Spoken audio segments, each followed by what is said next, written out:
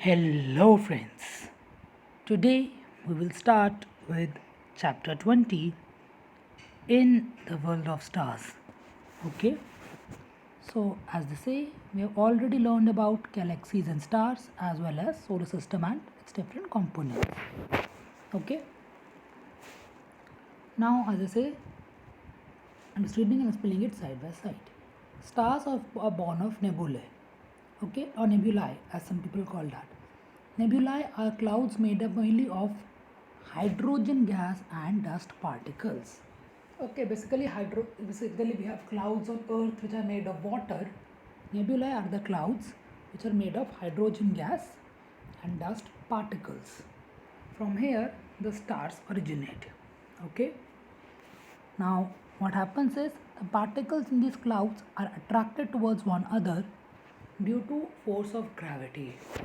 Okay, one should remember that gravity is a universal force.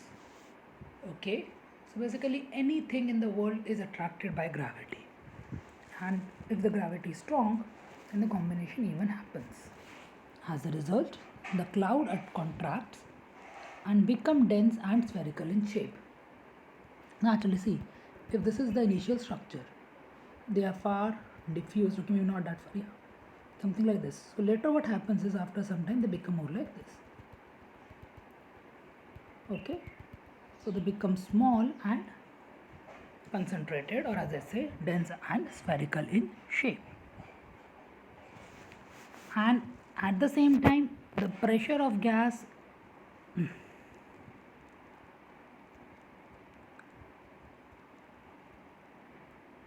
okay,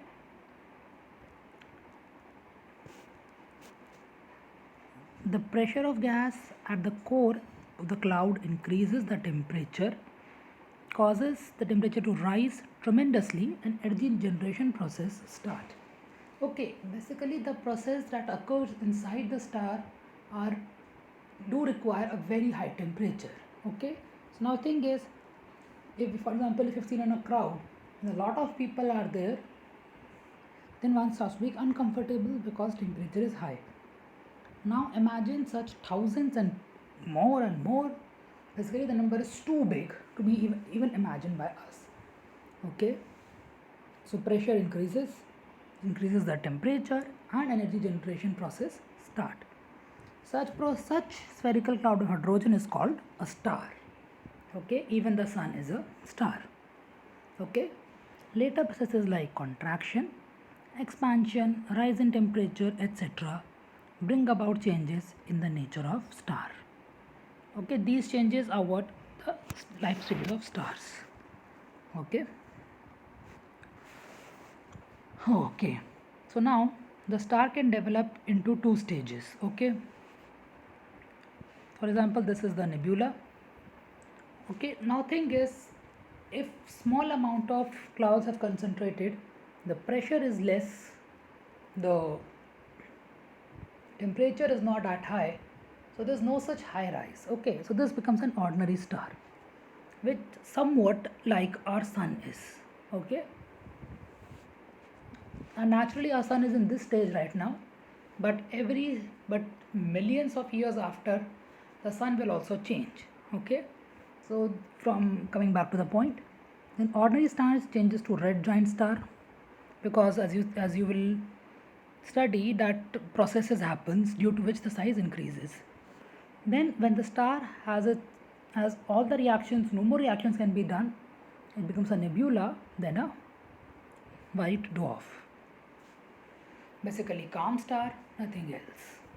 Or if there are lots of dust particles, so what will happen is the star formed will be massive and red super giant star. There approximately the scales between these two is really high.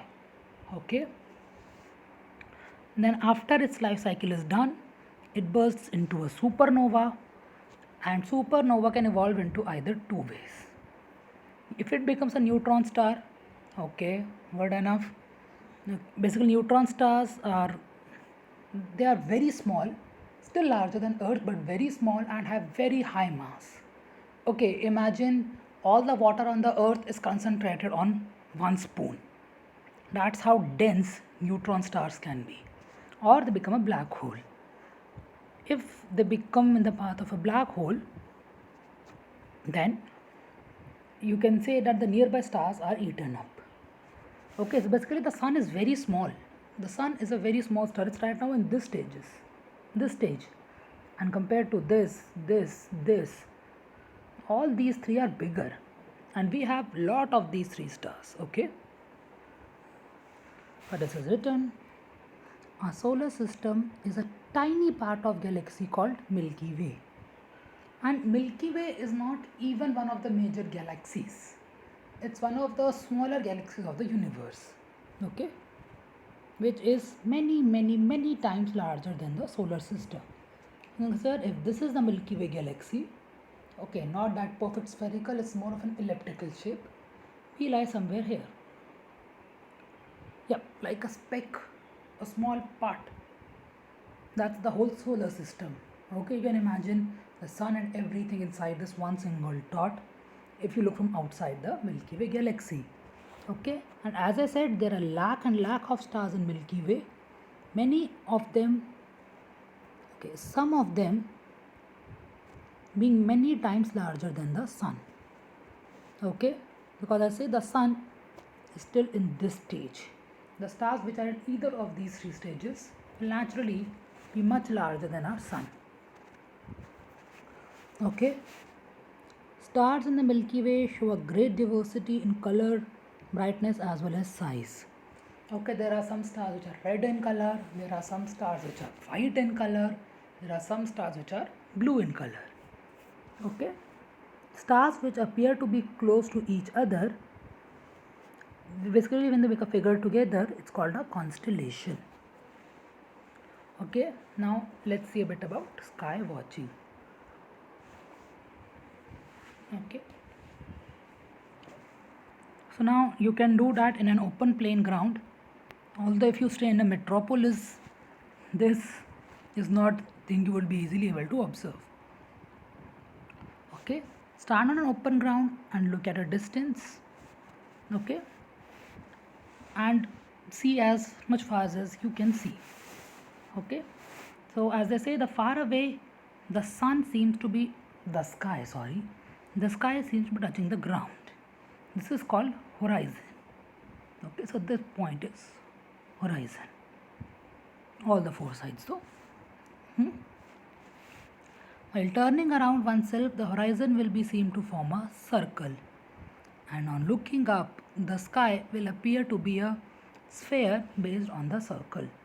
So as you can see, even if you look upwards, the sky looks like a sphere.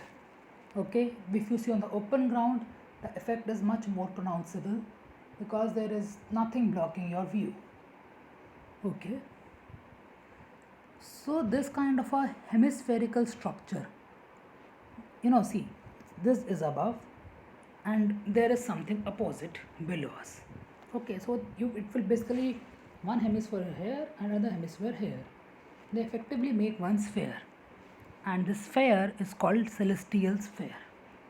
Okay, mind it that since horizon does not exist, okay, and this sphere practically you cannot, for example, assign particular point, it has no physical existence.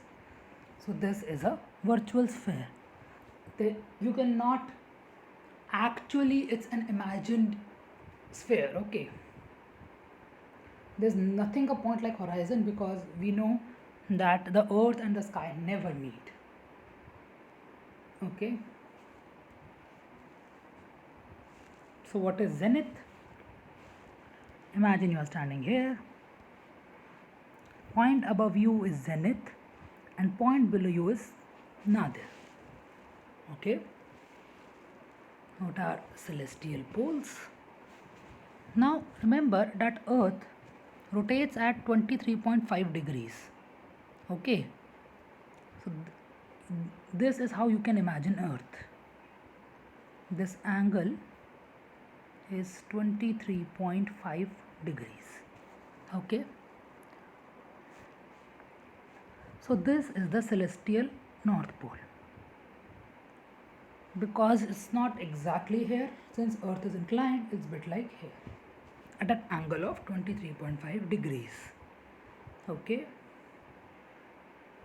Now if you extend the axis of rotation of Earth, it will cut at north celestial pole and celestial south pole.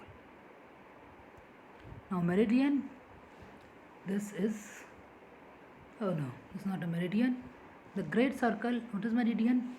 The great circle that passes through celestial poles and the observer's zenith and nadir is called meridian. Okay, so basically the meridian should intersect with this, that is our zenith, our nadir, our celestial south pole and celestial north pole. So a circle which passes through all these points is called meridian. And what is celestial equator? Now basically this is the normal equator, and if I have to give a very explain in mathematical terms, the inclined equator at 23.5 degrees is celestial equator. But this is not how you define it. So it is celestial equator. If we uniformly expand Earth's equator, Earth's equator in all directions, it will penetrate the celestial sphere along a circle.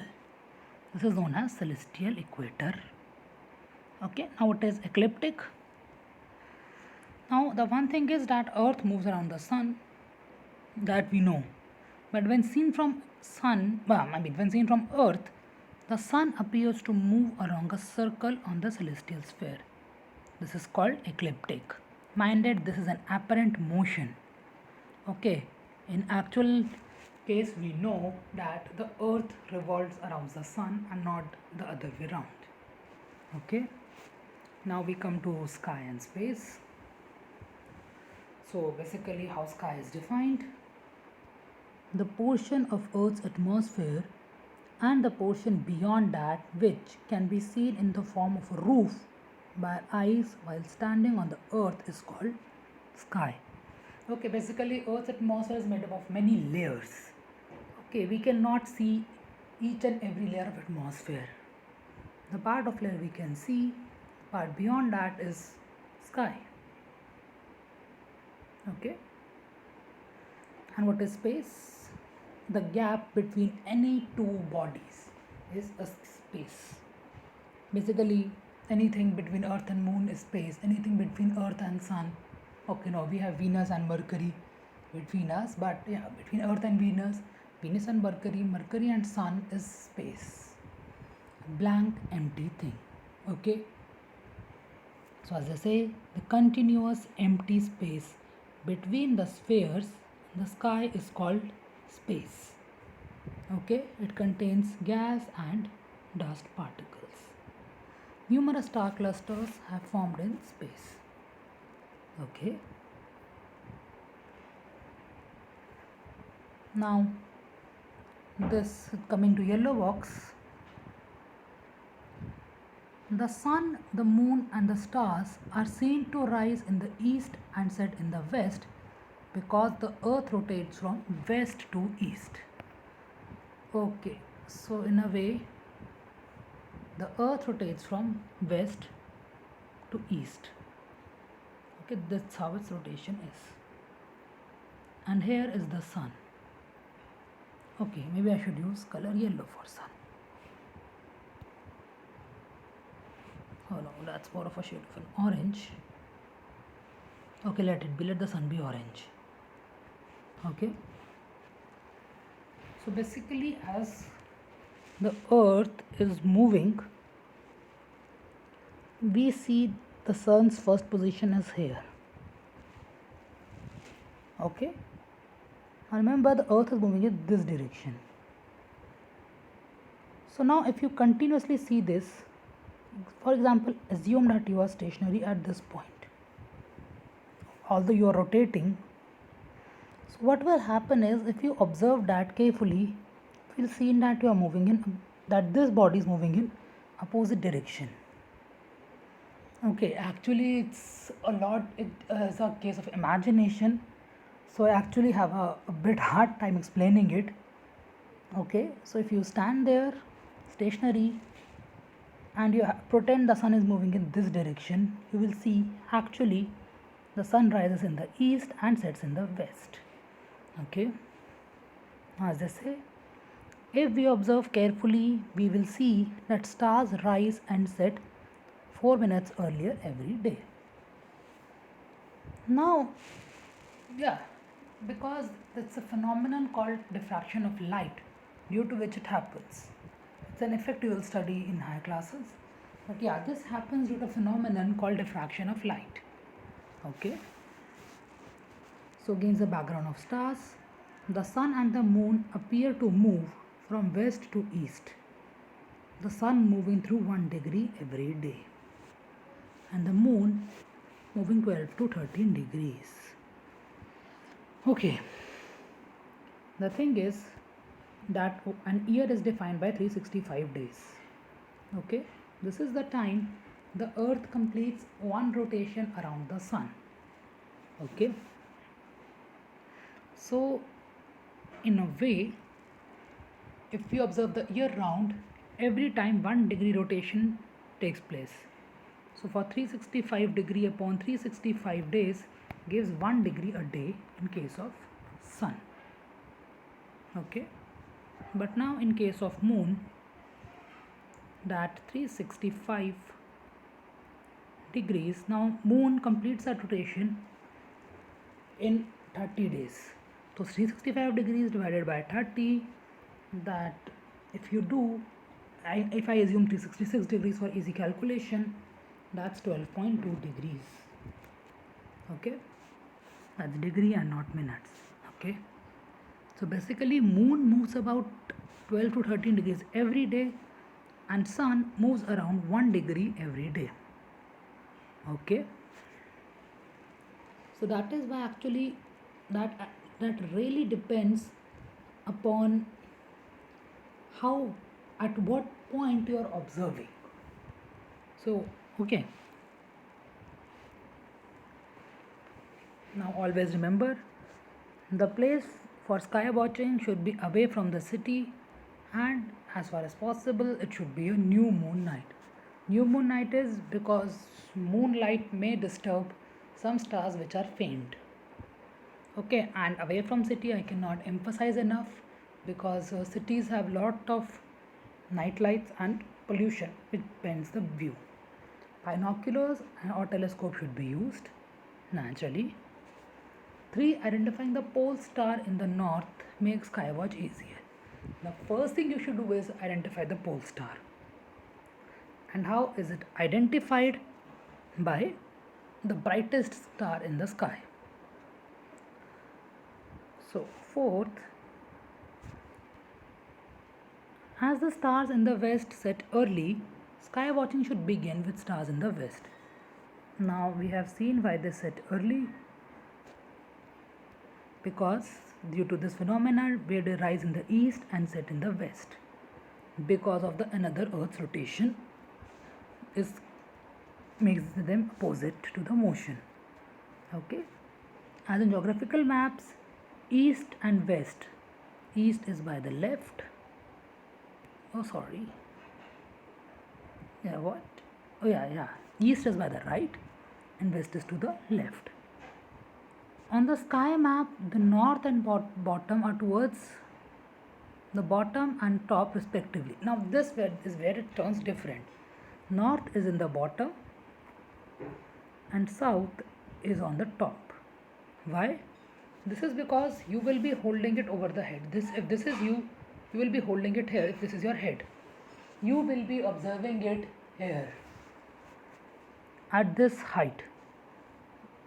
Okay, so one has to hope such that the direction we face is at the bottom side. Okay, now what is a constellation? A group of stars occupying a small portion of celestial sphere is called a constellation. Okay, so actually, if as people imagined that they have different shapes, okay, different constellations have different shapes. So whenever they have been identified, they have been named after some particular figure or as Greeks named after some particular gods. Okay, so Western ones divided celestial sphere into 88 constellations. Okay, and ancient astronomers put the idea of 12 zodiac signs, and we suggested the idea of 27 nakshatra. Okay, now what is a zodiac sign?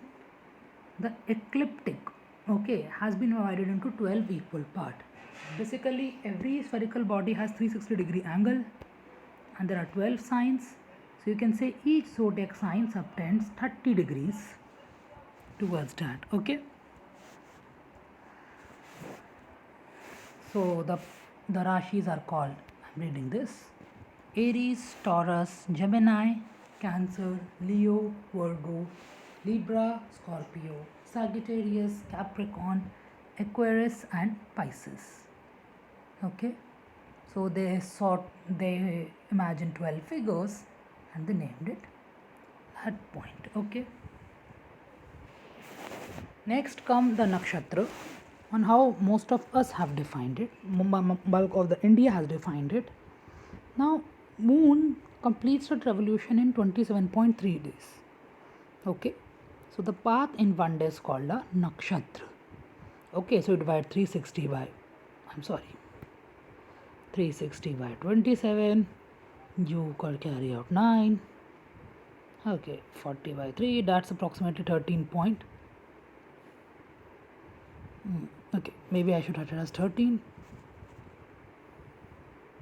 1 by 3. When you divide this degree into minutes or into 60, basically it's 13 degree 20 minutes. Okay, that's how you define a particular angle. So nakshatra is known from the brightest star that it contains. The brightest star is called Yogtara. So now the thing is, you cannot see each nakshatra every day. Okay, so what we can see depends on the position of the earth along its orbit. So basically what happens is, one zodiac sign is 30 degrees and one nakshatra is 13 degree 20 minutes. That is symbol of minutes and this is a symbol of our seconds. Okay, now let's get into some real fun about the constellation. Now during summer, one can see a particular arrangement of 7 stars. We call them Saptarishi in India and Great Bear in English, as it is written here. Now in the month of February, the constellation rises about 8 p.m. in the northeast direction. So it is on the meridian in the month of April, and in the month of October it sets around 8 p.m. So basically that's a much of a memorization. I cannot really explain that much. But the one thing is, what thing I can explain is, it's a group of 7 brightly colored stars. So you count 1, 2, okay, I cannot put black on black, it won't be visible. Okay, let me take some bright color. Okay, let me take green. 1, 2, 3, 4, 5, 6, 7. This is a group of 7 stars called Saptarishis. It is in the shape of a quadrangle with a kite made of 3 stars. This is a quadrangle and made of the 3 stars preceding it. Okay, it can be easily recognized like a kite. Okay, now if you extend this, if this line is extended, it would meet the pole star. Okay, so that's why it's useful to identify pole star. Okay. Now what is this? The next thing is Sharmishta, the next constellation, or as it's called Cassiopeia in other countries. So what is it? It's made of 5 bright color stars which are distributed like letter M. Okay, this won't exactly look like letter M. Okay, this more looks like the letter Z, but okay, since they say it's like letter M, I'll assume it's like letter M. Okay, the perpendicular bisector. Okay, this is the line. Suppose this is AB, this is 2 centimeter. The line that make 90 degrees and divided into 2 parts is called perpendicular bisector. There is a word here, perpendicular bisector. Perpendicular, it is at 90 degrees, and bisector, it divides the line into two parts. Okay, now the line that joins, the particular line that joins the 1, 2, 3, 4, 5. The line that joins the third and fourth star, it gives way to pole star. Okay, so a bit of a mathematics, but never mind. The pole star has Saptarishi on one side and Sharmishta on the other. Okay, so as Sharmishta sets, Saptarishi rises. Okay, so you can use either one as a reference, because rest assured at any given time, one of them will certainly be present. Now we call it Mrug Nakshatra, or as Westerners defined, Orion, has very bright stars. Okay, on winter night they can be easily identified. It has 7 to 8 stars, of which 4 are at corners of a quadrangle. Okay, now I don't know how to identify that quadrangle here.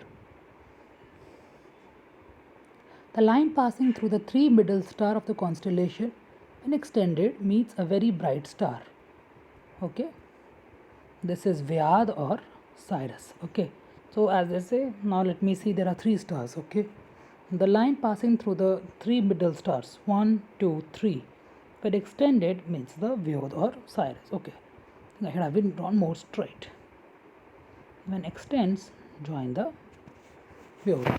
Mrug Nakshatra rises at 8 pm on eastern horizon in December. Okay, it's on the meridian during February and June. February and in June it sets around 8 pm. Okay. The next thing is Vrishchik, or Vrishchik in proper Hindi you will call it, more like Sanskrit rather than Hindi, or Scorpio, is a constellation with 10 to 12 stars. Okay. Antares, one of the stars, Jyeshtha as you call that in Hindi, Jyeshtha or Antares is the brightest among them. Okay, 1, 2, 3, 4, 5, 6, 7, 8, 9, 10, 11, 12. Okay, so this is the Jyeshtha, the brightest star. In the third week of April, it can be seen in the eastern sky for a few hours after sunset. Okay. Now, coming back to point, this is a really good experiment to prove. Okay. Now, what you do is draw a big, observe this figure, basically 20.4. Okay. This is an experimental setup. So, what you do is ask your 12 friends to stand at equal distance from the circle. Basically, everyone should have an what you do is basically arrange your friend in a sphere, and this distance should be same. That is, all the green lines I am drawing, they should all have a similar distance. Practically no difference should be there between points from this and points from this. Okay, ask 12 of your friends to stand at equal distance along the circle, each holding a play card with the name of the zodiac. Now what you do is, one of the friend will be the earth, he will here and then he will rotate. But remember, the friend should always facing the sun. So as a friend faces the sun, he also sees, for example, if he is at position, okay, now given what is that is position A, suppose it is given. So when he sees the sun, he also sees Scorpio. If he goes to B, when it extends, he sees Libra. When you go to C, he sees Virgo. Okay. And sometimes what happens is, if you're between the position, you may angle may be here, so you may be able to see both, but not that correctly. Okay, and you will notice, and you repeat the experiment, and you see the observations are, the observer looking at the sun not only sees the sun, but also a constellation behind the sun. Okay, as I just showed as an example, the constellation cannot be seen in bright sunlight, because as the constellations are really far from us, and sun being more closer to us, it has that ability to block every constellation light coming, but is indeed present behind the sun. Now, as the earth changes its position, a different constellation or zodiac sign or Rashi appears behind the sun. Okay, this is what we define when we say a particular zodiac sign or Rashi when the sun has entered a particular zodiac sign or Rashi. For example, in Makkar Sakranti, we say that Surya has entered Makkar Rashi, or as you say, Capricorn. Okay, now the thing is, when the earth is at A, as I showed, the observer is relative to Scorpio sign. Okay, and the sun appears to be in Scorpio zodiac sign. When earth moves from A to B, what we say is that the sun has entered Libra. Okay, in reality, neither the sun is moving nor the constellations are moving. Both are stationary. So what we see is due to movement of path, this is called apparent motion, and the path is called apparent path. Okay, the rising of sun and its setting in the west is also an apparent motion. It does not happen. The sun is not rising, the sun is not setting. Sun is stationary, we are moving. Apparent motion is when something is not happening physically, but we see it is happening. Okay, that is apparent motion. Now, as you some may have heard, the particular nakshatra is rising and now prevails. This means that if you look at the sun from earth, that particular nakshatra is behind the sun. So, as they say that the sun has suppose entered Dhanu or Libra, so that means the sun is entering Libra, means we see Libra here. Okay. Now, you can read about that IUCCA, but the one thing that is defines Padaf in a nutshell is that the position of the constellation does not determine one's future. Okay, I hope everything was good, you understood. Okay, thank you.